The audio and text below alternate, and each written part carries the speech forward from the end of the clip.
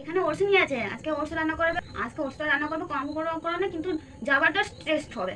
এখানে সবজি নিয়েছে, বেশি করে সবজি দিয়ে আজকে ওটসটা করা হবে। ওটস সবজির মধ্যে হচ্ছে কাঁচা লঙ্কা, পেঁয়াজ একটা ছোট সাইজের, পেঁপে, আলু, তারপরে সোয়াবিন, বরবটি।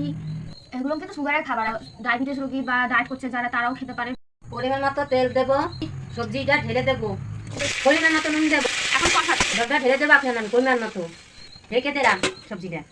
দেখ করতে চলছে নাকি সবজিটা। পরিমাণ মতো হলুদ দেবো।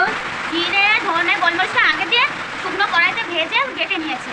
কাটি মুসুরি ডাল এখন দিয়ে দেবে, মুগ ডাল দিতে পারেন। পরিমাণ মতো জল ঢেলে দেবো আমি এখন।